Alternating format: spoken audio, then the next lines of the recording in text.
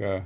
So we were looking on Steam just a minute ago, just for the fuck of it, really. And so Steam support does this one. It's kind of kinky. They do like, here's your first email, and it shows like the regular email and regular extension. And I get kind of, and it attaches to the regular account. So then I look and I go, who in the fuck is studying my fucking account? This is like, they know who the fuck I is. You know what I mean? I don't really give a shit. So then I look down and the Steam supported verifies, whatever. But then it comes up to this. It goes, okay, so now this account, Frosticles, is being ghosted by a .n3 extension. So I go over here, and then the email extension is Northern Arizona University. So I just got hacked by like a little college kid, and I don't really give a fuck. But like, that's all it is. So some of these accounts are fucking expensive, and the physics that we do on them is not really geared toward handing them towards children. Okay. Uh, the reason that is, when using experimental physics, we might be old and they might think, oh, these guys are out of touch. They're old. They don't learn this anymore. Maybe we can scare them. Right? No, you don't scare me, bro. You don't scare hackers at all. That took me 3 seconds. Okay? It's any browser extension just listed. They're all listed, documented. Anything from www dot and regular domain name status on edu or educational basis, and promotion of how would ethical hackers act like other people. No one gives a fuck. Let's just say that. No one on planet Earth fucking cares where you die. The reason being is because the unique physics department that actually enacts in warframe targeting is actually trying to promote that Boeing takes off in an airplane and lands you safely. So, for the education department of Arizona University, can you please and continually fuck off? The difference is I need that engine on C++ to not be an emulator device so I can be pickled and dickled by fucking children. The reason for that is so I can work unique physics on just in case warframe happens. That's in case a missile gets shot at a plane. We know one, who did it, and two, who's doing it, and three, where it came from, and four, why it's there. Okay? Like, I don't know if you noticed the news lately, but like, they shot down a fucking Chinese spy balloon. You know what I mean? So basically, you're just assisting the Chinese in fucking warfare against America. So in the educational department, be very sound, okay? If it's an old gaming account and these kids want to steal it for education purposes or kind of like hack, in the hacking community, we don't fucking care who you are, dude. Like, we don't fucking give a shit what you want the kids to have. Have the kids start their own account, okay, and build them up on their own. That's what propagates just regular sales of the software department of these people who are doing these physics. Because the physics on the front end might just be a video game. The physics on the back end might be you landing in a plane someday. Okay? So when I was looking at who might be responsible for that kind of stupidity, it was Northern Arizona University, better known as the Phoenix Biosystem. Okay? That's an old additional, it's a Chinese back and forth that was uh, attempted to be redirected by Yahoo to Google. Okay, so the Yahoo to Google hack was fake. It was not Google to Yahoo. It's educational kids aiming Yahoo, Google, and Microsoft at each other, trying to take down the high point for competitive loss in the tech sector. Okay, they didn't give a fuck who lived and died. They don't give a shit. They're trying to sell faulty security. Okay, in the actual security realm, we don't, we can't, we could give less fuck, dude. Okay, just let you know, it doesn't fool anybody. Okay, and very large people who have very large, some partial militaries and some partial police factions think that's kind of disgusting. But those company associations were associated with XFX.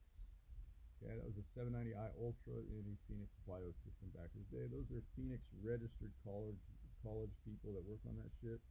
And normally they work at an astounding. It's a freeware normally, and it's all Python normally. It's all Python programmers, and the Python programmers would assist in the circuit boards, and they go off to Malaysia, and then Malaysia comes back with a reroute, and then when Malaysia comes back through China, they kind of sneak attack through communism back to the front gate.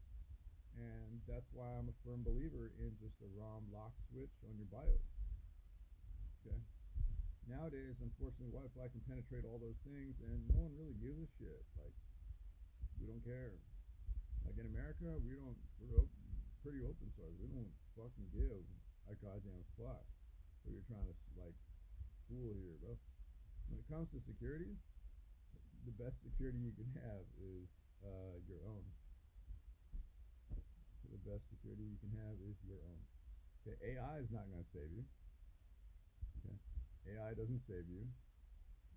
Your own unique physics programmers don't save you. Be your own. Okay, be your own. Don't sell me some shit. Yeah, I'm not buying security, bro. Like, I am my security. That's the fuck it is. And I've been my security for longer I can fucking imagine, bro. You don't have tricks you can pull over this league, man. I saw one kid the other day load up some like dots and a preface of a BIOS ROM, like thinking a Python program from like Galaxy Invaders was gonna like fool me, and I'm like that's fucking cheap, dude. Like kids try all sorts of shit to try and fool you and be like, oh no, is you worried? And then as soon as you're worried, like send him a box of worried, bro. You got to be kidding me. Kidding me. This is too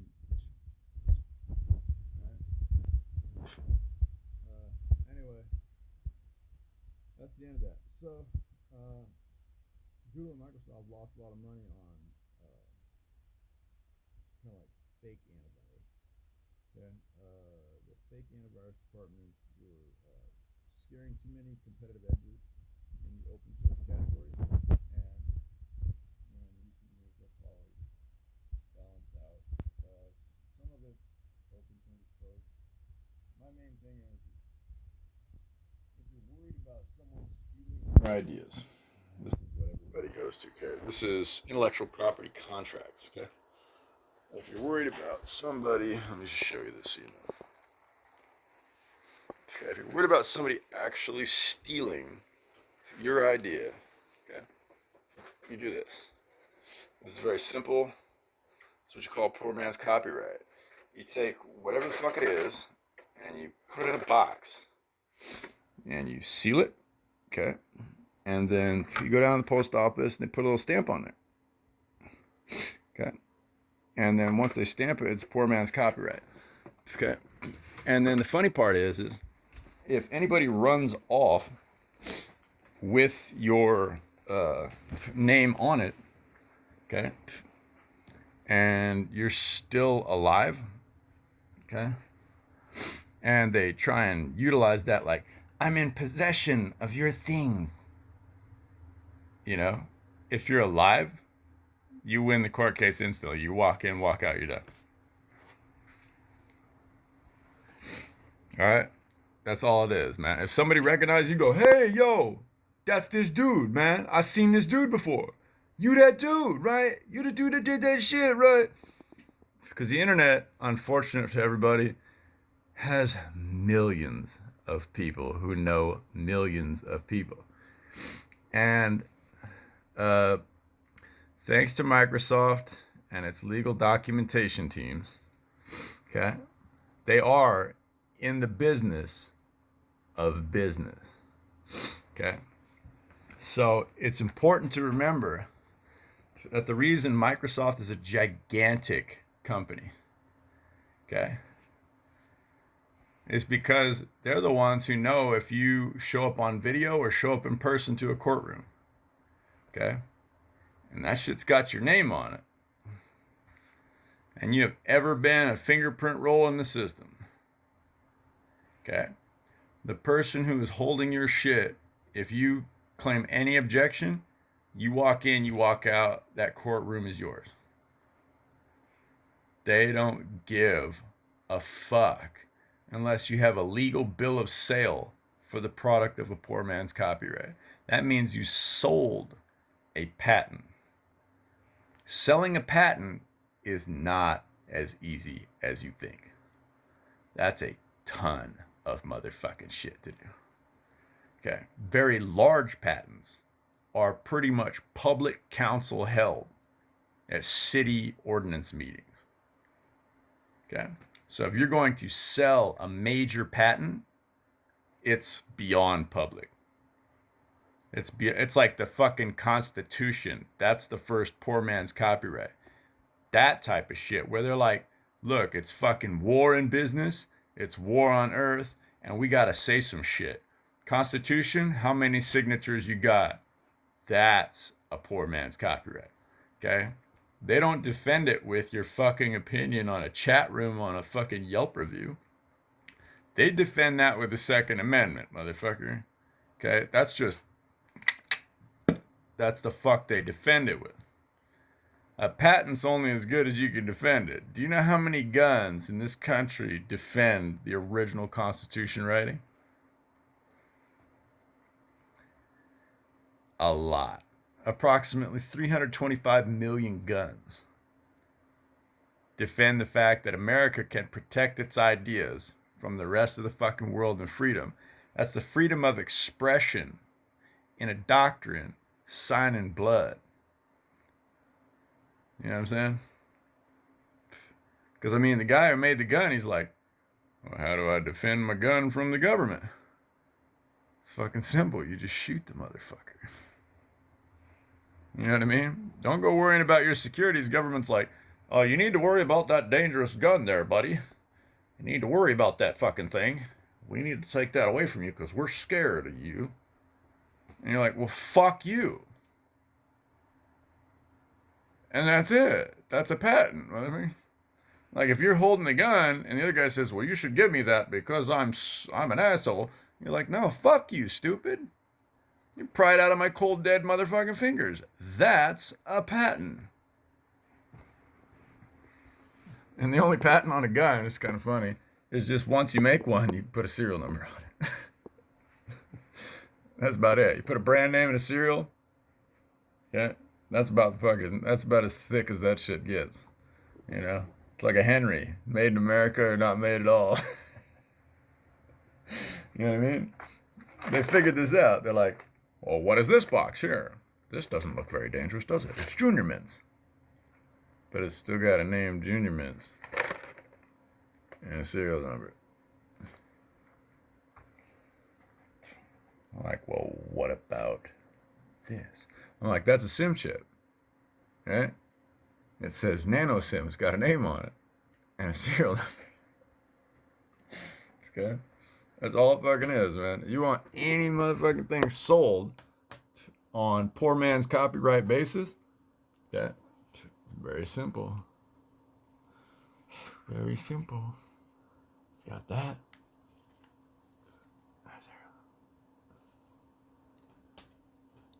That's a UPC, a barcode, a QR code. If you don't have any of those things, the next step is a notary. Okay. Notary, go pay $5 to your lawyer friend. You know what I mean? Pay $5 to your buddy. Be like, hey, buddy, I need a public notary. Okay. It says you witness, and I swear on account of Jesus. I swear on account of Jesus. Right? I mean, fucking anything. I'm looking at like millions of fucking things here. You know what I mean?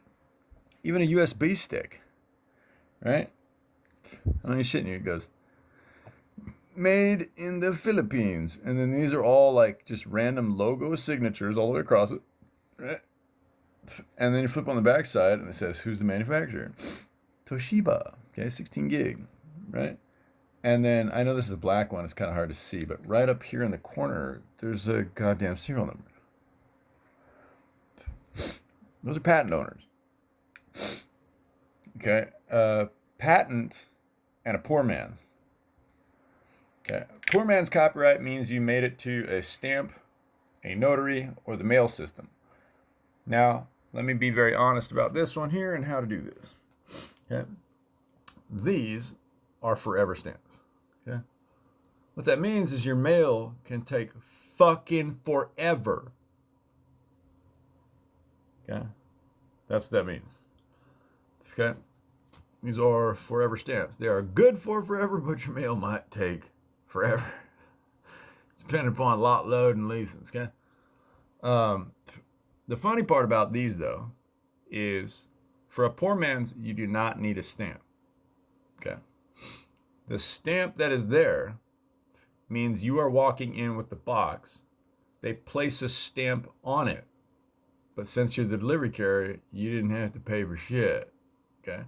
That's actually government allotted. It's just the ink on a stamp and they go with the date. Okay? That means when you seal the box, you wrap the tape around or whatever it may be, leave it sealed. Okay?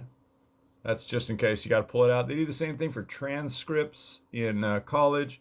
An unopened transcript is what they call it. Okay, unopened transcripts. Anything I get from college, I just take the mail out. I just leave it in the envelope and just throw it in the file. That's it. Okay? Whenever you need to prove it, you're smart. Okay?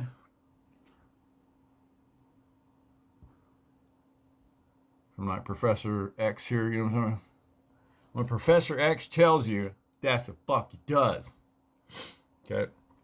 So if you're acting as the delivery man and you're walking out of the post office with your poor man's copyright and you want to get a patent owner, okay, all I do is whatever product it is, you go online, you buy a QR code, a couple of bucks, $1.99.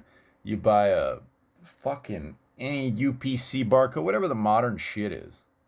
You buy a barcode. Like on this one, this is the one I bought, okay? So this is just a music album, okay? This is me and my buddies.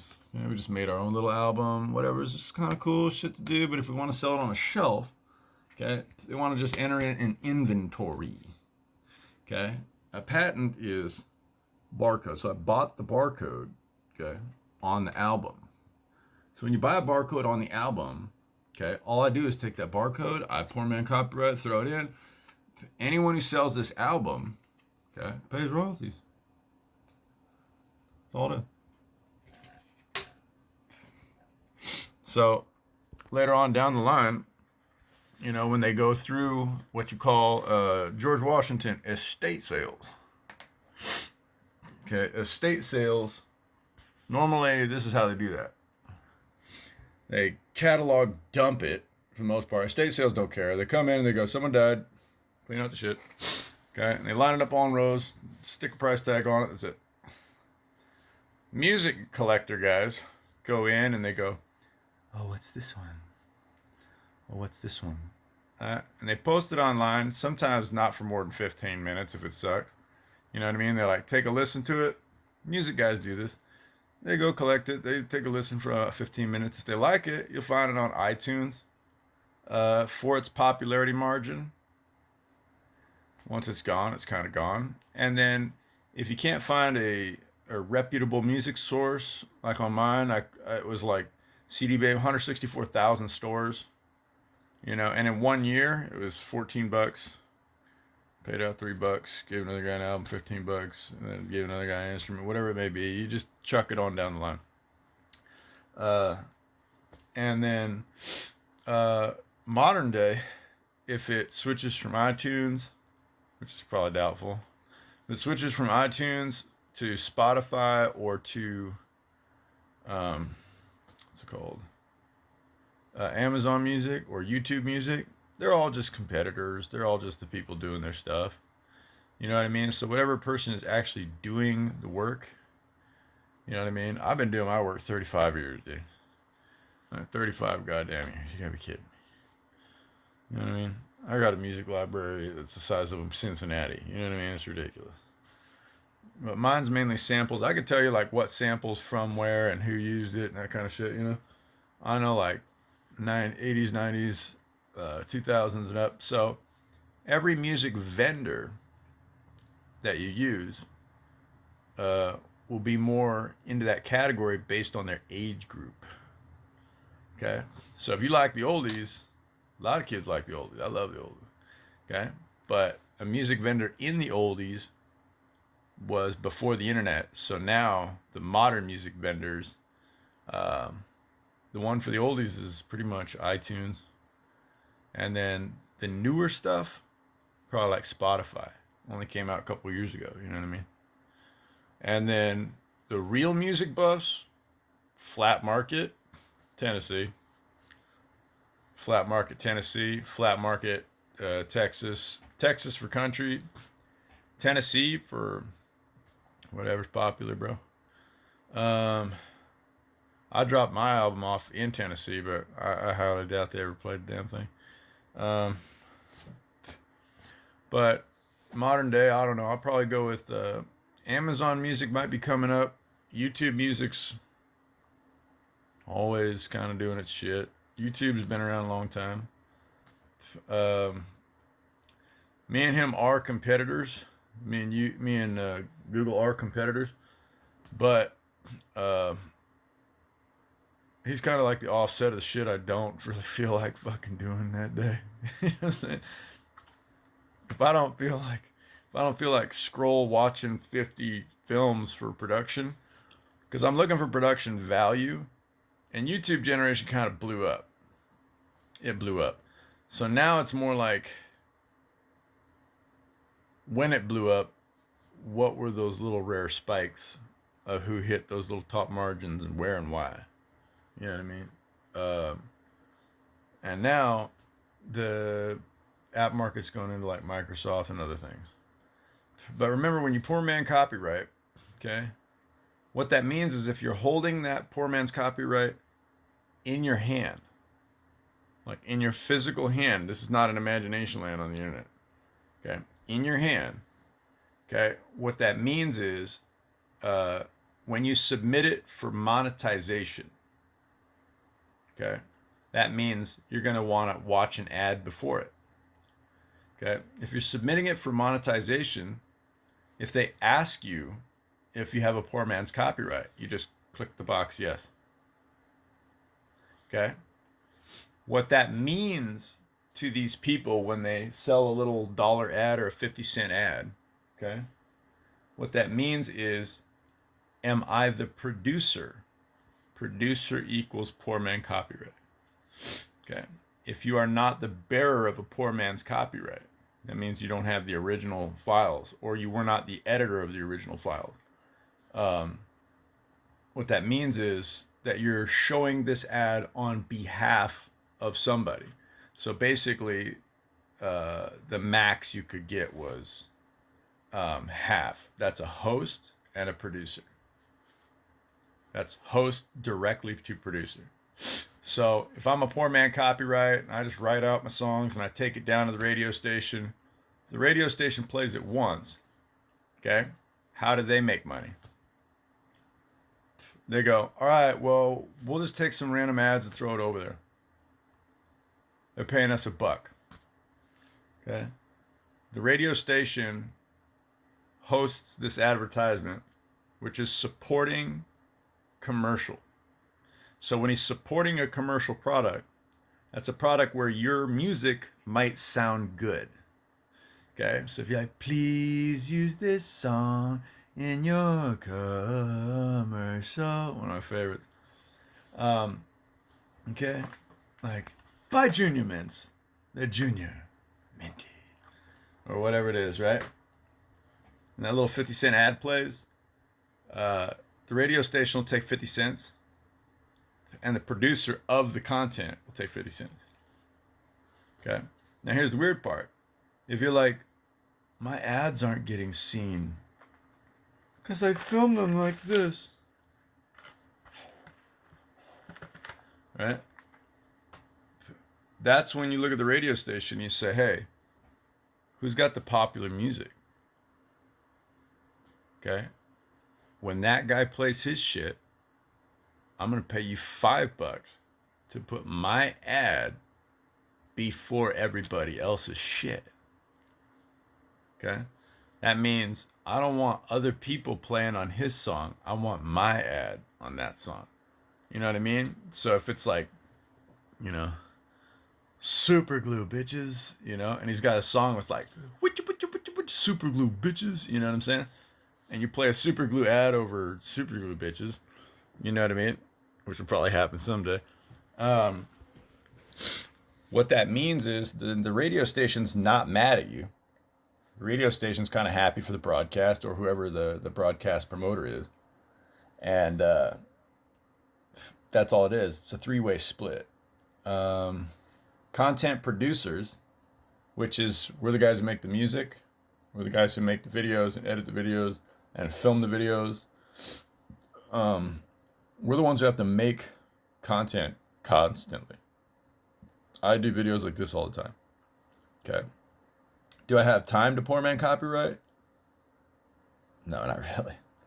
Okay. But throughout a year, I might cherry pick. Now, if I make 1,000 beats and these are the 5 best, okay, that's getting a poor man copyright. Okay. So I might have 100 million songs, you know what I mean? But this one's got the good 12. That's sellable product. Okay. Don't lose your mind over poor man copyrights that are not going to change the world. Okay. Don't lose your shit. Okay. When it's a legal standpoint and it's your legal standpoint, don't give a fuck who anyone is while you're alive. That's all I gotta say. That's all I gotta say to you. Okay. If you can have any version of you prove you made that song, I mean, if everybody knows who did it, you know, you could talk to the musician, drag him down, and be like, "That's the musician." You know what I mean? Instantly done. There's not a courtroom battle over who's gonna make the money. That's all it is a battle of who's gonna make the money back and forth and where it's gonna go and shit like that. And that's why I promote a lot of products. I promote a lot of nice people's things, a lot of weird shit. But that's how you do it in production if you need to. So, how many poor man copyrights do you do? Normally, I have a stack that I go get done. If anything crazy breaks off, if anything kind of odd happens, I run out and get a poor man's copyright. Or inventions. Inventions, you can mangle people on a poor man's copyright. Okay.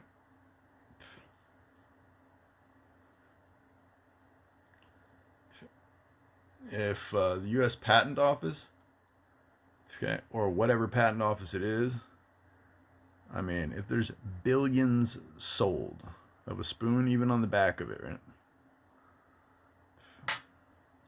Okay, they come with a barcode. Yeah. When you buy the set, they come with a barcode. Okay. Collectors are all about, this is my collection. Still in the packaging, pristine. No one's ever touched it. You know what I mean? Mint condition. You know what I'm talking about? There are some people who get a little crazy on it. It's all about condition. But so that's the ranks. That's how you do it. Don't worry about it. But if you're worried about getting your product fucked up or someone fucking with it, poor man copyright it. It saves you a legal debate in court. And for you youngsters out there, most of the older folks kind of will be around long enough to understand who did it in the community. Like your elder community knows if you're real, legit, or bullshit. They're the ones who watched you grow up. That's why a lot of lawyers don't really need poor man copyrights.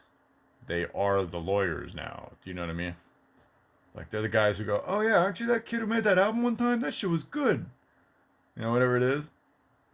We like that shit. That was good. Do another one. You know.